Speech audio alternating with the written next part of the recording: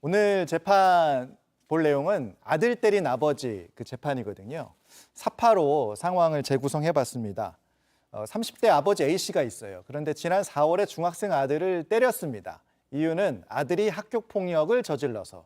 그런데 얼굴을 수십 차례 폭행해서 코뼈를 부러뜨린 혐의를 받습니다. 그리고 지난 2월에도 늦은 시간에 친구가 전화를 한다고 해서 엉덩이를 60차례 때린 걸로 파악이 됐습니다. 당시 상황을 일단 사파로 재구성을 해봤는데, 자, 변호사님, 사실 이건 뭐 사랑의 매라는 말을 할 수 없는 거잖아요. 그러니까 아동학대 혐의로 재판부도 판단을 한 거죠. 어떻게 판단했습니까? 아동학대로 일단 봤고요. 예.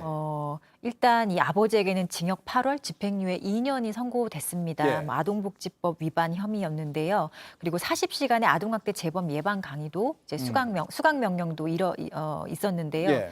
사실 이거는 단순한 훈육이라기보다는 예. 어쨌든 이 사건으로 인해서 피해자가 정신적으로, 신체적으로 매우 큰 충격을 받았고 피해 정도도 크다. 그렇지만 이 아버지의 아버지의 아들에 대한 아동학대가 상습적이지는 않고 상습은 아니었다 예. 이렇게 봤군요. 그리고 또 이 아버지가 아내와 예. 자녀를 부양해야 하는 상황 이런 것들을 고려해서 예. 집행유예 판결을 선고한 것이 아닐까 예.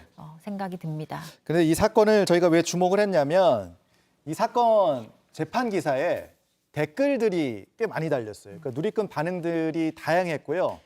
어떤 반응이 나왔는지 왜 이렇게 다양한지 얘기를 좀 해보죠. 어떤 반응들이 좀 나왔습니까, 박사님? 댓글 내용을 좀 말씀을 드리면 자기 자식에게 더 엄한 부모가 귀한 세상이다. 네. 좀 과하긴 했지만 잘못된 어떤 반복 행동을 고치려는 마음이라면 선처가 맞는 것 같다. 그러니까 사랑의 매에 좀 찬성하시는 그런 입장인가 봐요. 네, 그래서 처음 뭐 입장은. 얼마나 말을 안 들었으면 저랬을까 정말 이해된다라는 예. 식으로 좀 옹호하는 예. 입장이 있었고요. 네. 또 다른 입장에서는 주먹질하는 아버지에게 배워서 아들이 장애학생 학폭한 사람으로 자란 거 아닌가 싶다. 네.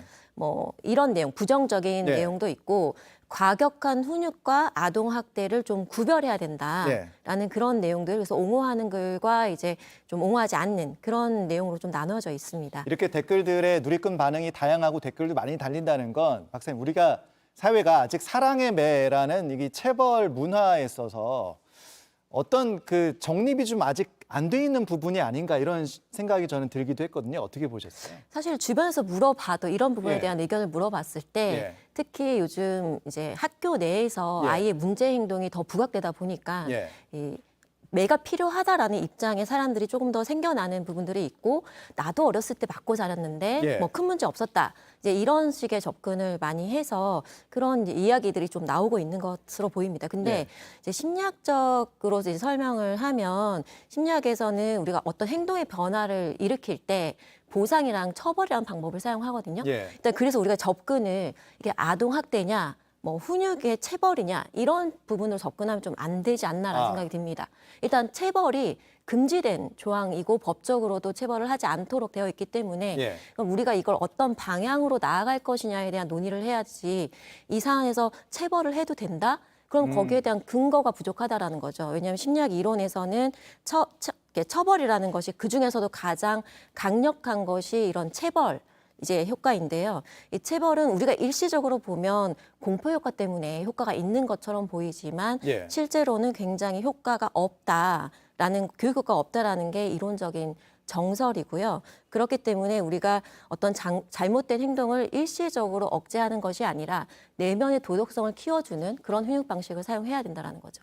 과거에는 이제 부모에게 어떤 법적으로 징계권이라는 게 아예 명시가 돼 있었어요. 네. 그런데 이게 지금은 이제 없어진, 법으로 금지되어 있는 그런 상황이잖아요, 변호사님. 네, 민법상에 네. 징계권이 있었어요. 민법 915조에 뭐 친권자는 자를 뭐 필요한 범위 내에서 징계할 수 있다라는 예. 규정이 있었는데, 이 징계권 조항이 2021년 1월에 이제 민법에서 사라졌습니다. 예. 삭제가 됐고요.